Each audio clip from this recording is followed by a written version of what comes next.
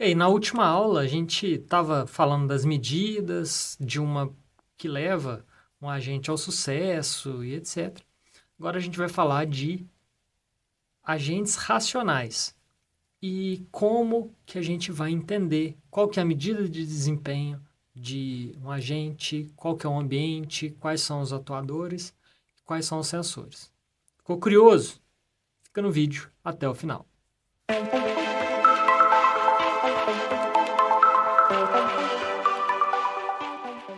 Olá, meus queridos alunos, vocês estão bom, né?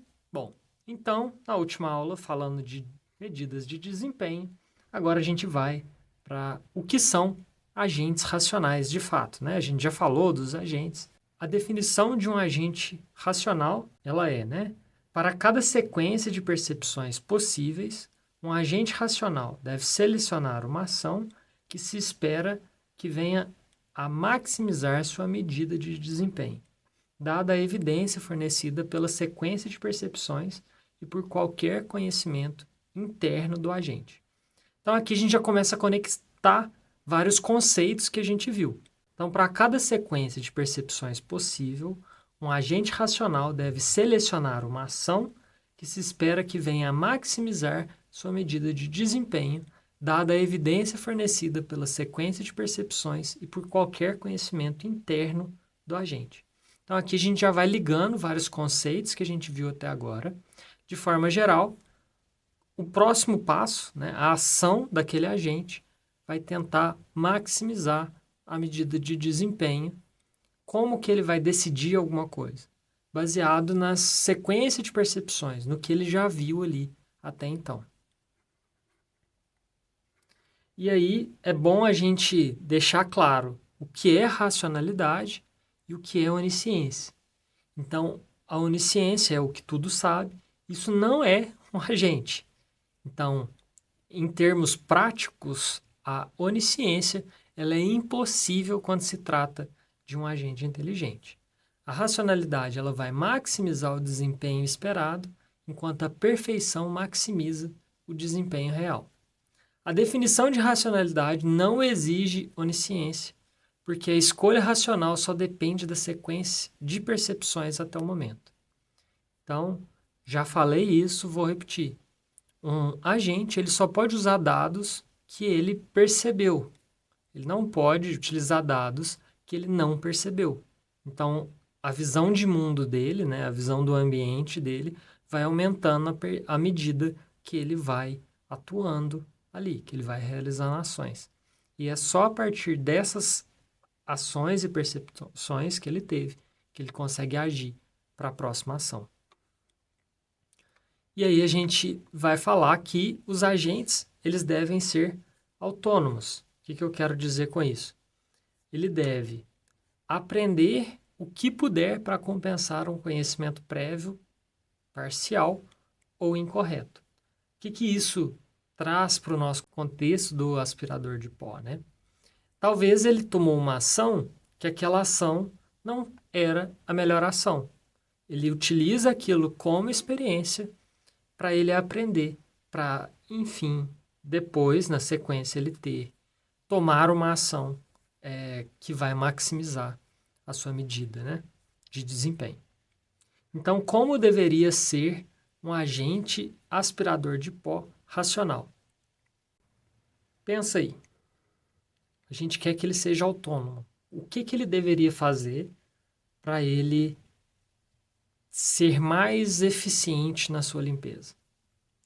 Aspirador de pó racional, ele deve aprender a prever onde e quando vai aparecer mais sujeira e vai funcionar melhor que um agente que é incapaz de fazer essa previsão.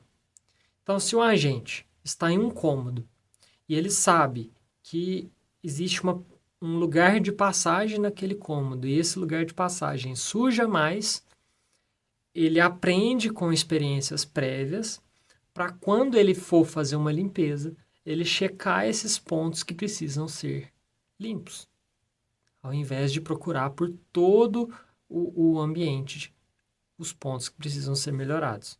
Consegue ver aí já uma melhoria, onde a gente introduz o aprendizado? Beleza. Aí a gente começa a falar de agentes que aprendem. Então, a incorporação de aprendizado permite projetar um agente racional que terá sucesso em uma ampla variedade de ambientes. O que eu quero dizer com isso? Então, quando a gente tem um agente que ele aprende, ele vai traçando, entendendo os padrões, como as coisas funcionam, ele tem muito mais chance de sucesso do que um agente que não aprende. E mesmo que esse ambiente mude um pouco, mude a disposição dos móveis, por exemplo, ele logo vai aprender e vai sair na frente de um agente que não entende, que não aprende. Aí a gente vai agora para o conceito de ambientes de tarefa. Então, o que são os ambientes de tarefa?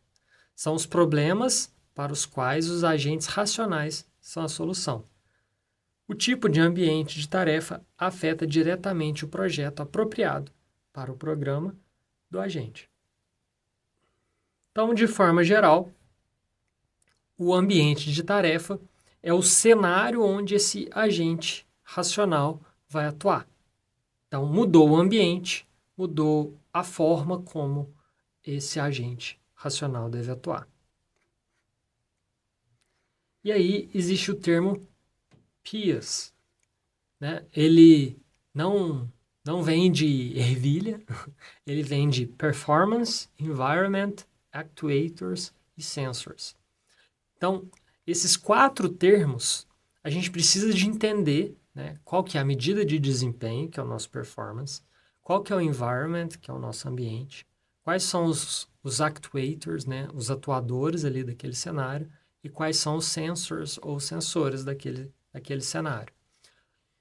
Então, dado um problema, a gente deve entender essas quatro medidas para a gente conseguir fornecer uma solução interessante.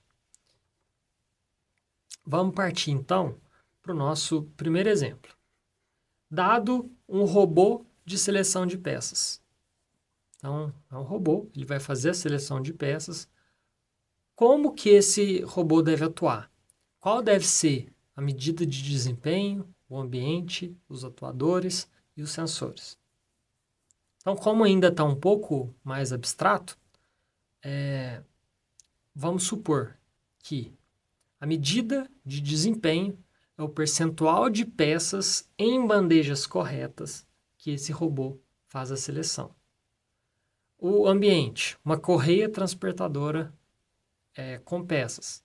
Os atuadores são os braços articulados desse robô que vai fazer o posicionamento das peças, né, na seleção das peças. E os sensores vão ser as câmeras e os sensores angulares que vão mostrar que ele vai conseguir perceber se existe uma peça que está no lugar errado ou não. Então, aí, essas são as respostas para esse exemplo, né? Medida de desempenho, ambiente, atuadores e sensores. Vamos pensar no segundo exemplo, controlador de refinaria. Então, você tem uma refinaria e você tem que entender quando deve ser refinado ou não, quando deve liberar uma determinada pressão, um produto químico que vai colocar ou não. E aí, de novo, o que se deseja, né?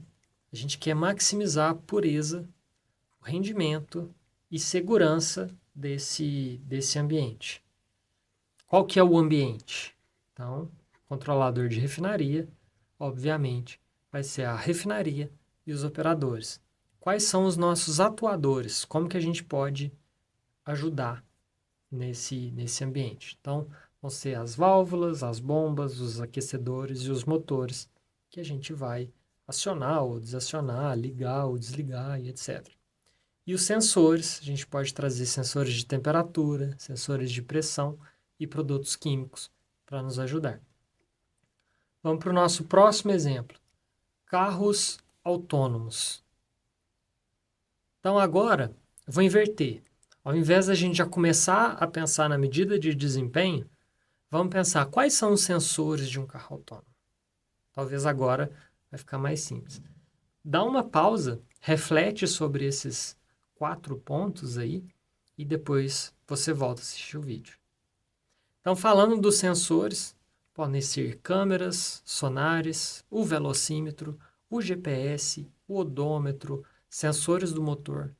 Então, ali onde a gente vai entender se tem algum carro próximo ou não, se ele está numa velocidade adequada, se ele está em uma rota adequada. Então, são todos sensores que a gente pode utilizar. Agora, como segundo ponto, vamos para o nosso ambiente. Onde que esse carro autônomo ele vai estar? Então, ruas, estradas, vai ter que lidar com outros veículos, vai ter que lidar com pedestres, ele vai ter que interpretar placas, semáforos, para ele poder atuar. E como que ele vai atuar? Então, ele vai atuar por meio da mudança de direção na aceleração ou desaceleração desse carro, ou mesmo a frenagem, mudança de uma marcha, uma seta que ele tem que dar caso ele vai fazer uma mudança de direção, uma buzina que ele deve utilizar caso aconteça alguma coisa. Então, esses são os nossos atuadores. E como medida de desempenho? Como que a gente pode pensar em formas que como esse carro está atuando de uma forma interessante? Então, pode ser uma viagem segura, pode ser a velocidade dessa viagem, né? Se é uma viagem rápida ou não, se ele está tomando ações dentro da lei, se é uma viagem que o principal zelo é o conforto. Não, o ponto principal pode ser o consumo de combustível desse veículo. Então, tem várias medidas de desempenho que vão influenciar como que esse carro autônomo vai atuar, né? Quais são os atuadores dele que vão fazer sentido. Então, estão aí as respostas. Como o nosso vídeo já está ficando um pouco longo, eu vou parar por aqui. Então, a gente já viu o que são agentes inteligentes, a gente já viu quais são as principais características que devem ser avaliadas, como que ele vai perceber o ambiente, qual é o ambiente, como que ele vai atuar sobre aquele ambiente e qual que é a medida de desempenho para a gente ver se esse agente está performando bem ou não. Esse era o objetivo da nossa aula. Na próxima aula, a gente vai falar dos tipos de programas de agentes e aí a gente vai falar dos 4 tipos, como a gente traz mais alguns exemplos para vocês. Espero que você tenha gostado dessa aula. Muito obrigado por ter ficado até aqui. Faça a sua avaliação e valeu!